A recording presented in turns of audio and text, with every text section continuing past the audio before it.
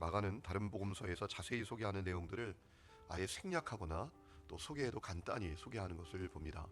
예를 들면 예수님의 탄생에 대한 예고나 또 예수님 탄생에 대한 그런 내용들은 다 생략을 합니다. 오늘 말씀을 봐도 예수님이 광야에서 시험 받으신 내용도 마태 같은 경우는 참 자세하게 소개하는데 그저 간단하게 소개합니다. 예수님께서 성령이 이끌려 광야에서 시험을 받으셨다. 이렇게 딱 끝납니다. 마가는 왜 그렇게 했을까요? 아주 중요한 의도가 있었다라는 사실을 생각해 볼 수가 있죠. 그는 복음서를 읽는 사람들이 핵심이 무엇인지를 놓치지 않기를 원했다라는 것이지요. 그러면 마가가 집중하고자 했던 핵심은 무엇입니까? 복음이에요. 복음이 핵심인 것을 알기를 원했다라는 것입니다. 그래서 마가복음 시작하자마자 뭐라고 선언합니까? 하나님의 아들 예수 그리스도의 복음이 시작됐다. 이렇게 선언합니다. 그리고 오늘 14절 말씀에도 요한이 잡혀 죽은 다음에 예수님께서 갈릴리에 오셔서 복음을 전하셨다라고 이야기하고 있습니다. 뭐라고 증언했습니까? 15절 때가 찼고 하나님의 나라가 가까이 왔으니 회개하고 복음을 믿으라 라고 하셨습니다.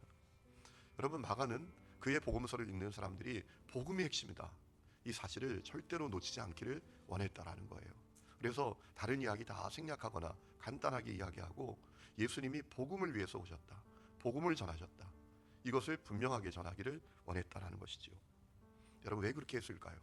마가는 하나님의 소원이 전적으로 타락한 모든 사람들이 복음을 믿고 구원받는 것임을 너무나 잘 알고 있었기 때문입니다.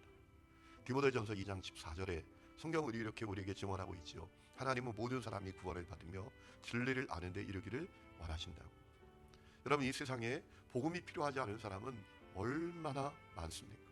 복음이 필요하지 않은 사람은 한 사람도 없습니다. 지금 이 세상에 복음을 알지 못하는 사람들이 얼마나 많습니까? 저는 참 성도들 가정에 신방을 갔을 때 답답한 때가 있습니다. 왜 답답한가 하면 자녀들이 예수를 안 믿어요. 그러면 자녀들이 예수를 안 믿는군요, 빨리 믿어야죠 라고 하면 나중에 믿겠죠 뭐, 이런 분들이 있습니다. 여러분, 나중이 어디 있습니까? 제가 부산에 사역할 때 권사님 아들이 의경을 갔습니다. 멀쩡하던 아이가 쓰러졌습니다. 여러분, 그 병원에서 병실 바닥에 주저앉아서 통곡하며 울며 살려달라고. 나중에 안 되니까 이 아이가 잠깐이라도 깨나서 예수 믿고 구원받게 해달라고. 여러분, 우리에게 내일은 없습니다, 사실. 그래서 우리가 늘 오늘 하루하루를 소중하게 여겨야죠. 여러분, 이 세상에 복음이 필요하지 않은 사람은 한 사람도 없습니다.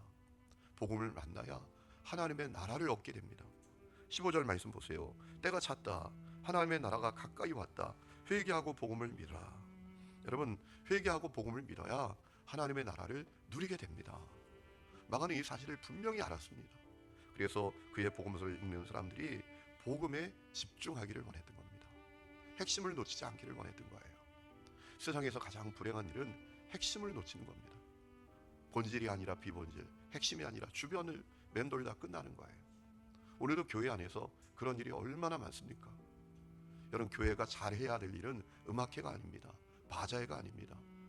복지활동이 아닙니다. 복음이에요, 복음. 근데 많은 교회들이 복음에 집중하지를 못합니다. 여러분, 교회는 구원선입니다.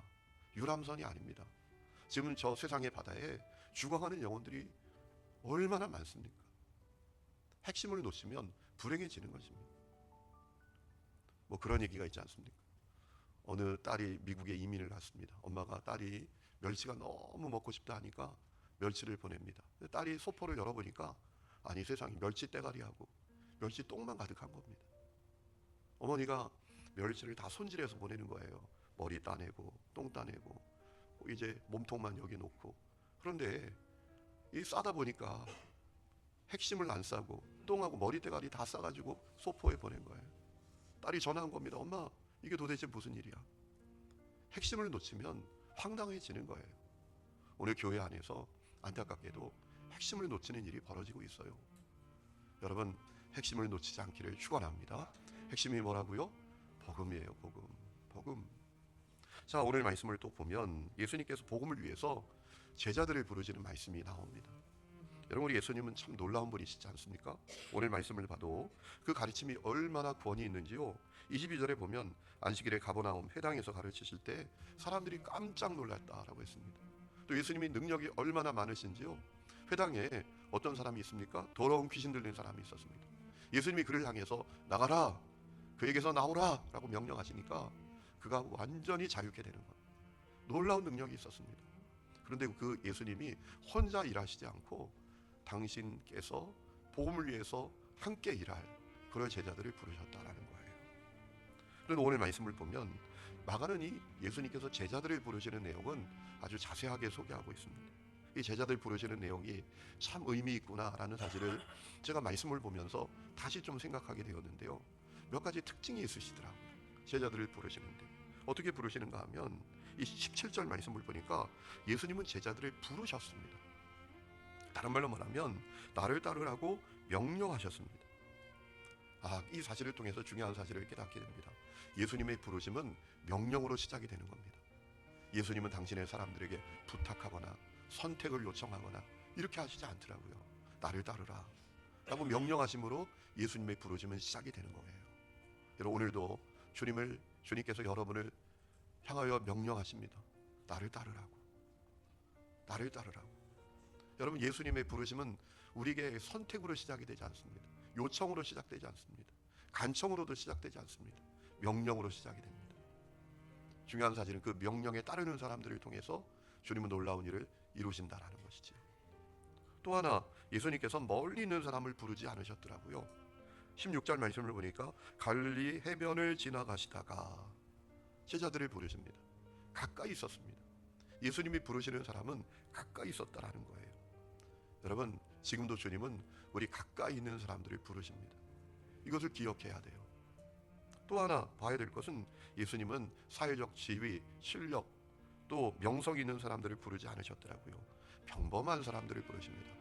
시몬과 안드레는, 야고보와 요한은 다 고기 잡는 어부였습니다. 여러분, 지금도 그와 같습니다. 주님은 평범한 사람들을 불러서 비범하게 쓰십니다. 사실은 우리가 다 평범하죠. 우리 가운데 뛰어난 사람이 어디 있습니까?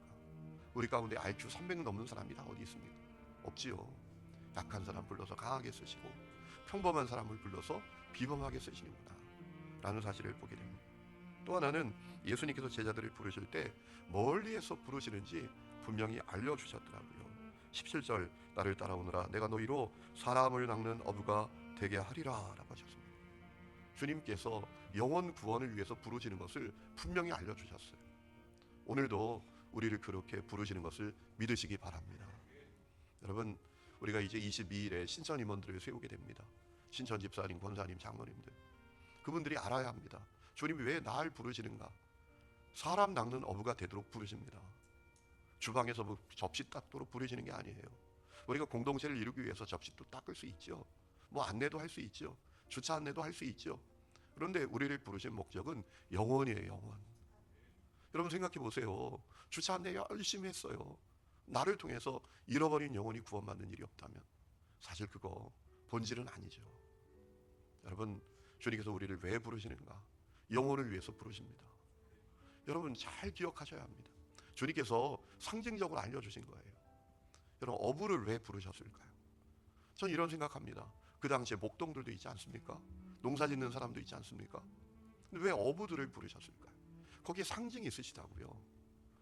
영혼을 낚는 사람이 되어야 한다 라는 사실을 주님이 가르쳐 주신 거예요. 오늘도 여러분들을 통해서 영혼이 구원받는 역사가 있기를 축원합니다. 이 사실을 알지 못하면 영혼은 구원 못하고요, 구원받은 영혼을 내쫓는 사람이 되는 거예요. 제가 사역을 하다 보면 정말 힘들 때가 있어요. 평생 전도 하나 못하는 분이 전도해온 분을 내쫓는다니까요. 그런 일이 얼마나 많은지 몰라요. 텃세 부리고 그냥 막 성질 부리고, 야, 여기 있을 때가 못 되는구나, 교회는 좀 다른지 알고 왔는데 야, 교회가 더하네. 깜짝 놀라서 교회를 떠나는 사람들이 의외로 많습니다. 제가 정말 속상했던 때가 있어요. 광고를 주일에 하지 않습니까? 1년에 한 번 김장하잖아요. 김장하는데 광고했죠. 무슨 요일날 김장합니다. 와서 많이 도와주세요. 그래서 온 지 얼마 안 된 새 가족이 가서 도와야지 목사님 광고하셨는데 그래서 돕다가 이분이 깜짝 놀란 거예요. 나 다시는 그런 데 안 간다. 와, 김장하는데 이분들의 입이 얼마나 거친지, 얼마나 다른 사람 욕을 해대는지, 와, 이게 뭐지? 깜짝 놀랐다라는 거예요. 여러분, 예수 믿어도 중생하고 거듭나지 못하면 영혼은 실족시키게 된다라는 거예요. 너무나 중요한 얘기예요. 그저 대충 넘어갈 게 아닙니다. 십자가의 복음은 우리를 근본적으로 변화시키는 복음이에요. 여러분, 이 사실을 깨닫고 영혼에 집중하는 분들이 되시기를 축원합니다. 또 하나, 예수님께서는 순종하는 사람들을 부르셨더라고요. 베드로, 안드레, 주님이 부르시니까 어떻게 하죠? 그물을 버려두고 주님을 따라갑니다. 야고보와 요한은 아버지와 일꾼들을 뒤로하고 주님을 따랐다라고 했습니다. 주님이 보시는 자격은 순종이었구나, 순종할 수 있는 사람들을 부르셨구나 라는 거예요. 여러분, 한 번뿐인 인생 쓰임 받으면 살아야 되지 않습니까? 어제도 어떤 분을 만나서 제가 대화하다가 그랬습니다. 사역을 하면서 감사하고 행복한 것은 주님께 쓰임 받는 것 때문에 참 감사하다. 뭐 사역이 쉽지만은 않지요. 때로는 이거 왜 했나 이런 마음도 들지만 쓰임 받으니까 감사하고 행복합니다 라는 말씀을 드렸어요. 여러분, 주님께 쓰임 받아야 되죠.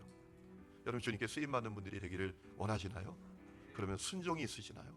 순종하는 사람들을 통해서 주님이 일하십니다. 그 은혜가 우리 모두에게 있기를 주의 이름으로 축원합니다.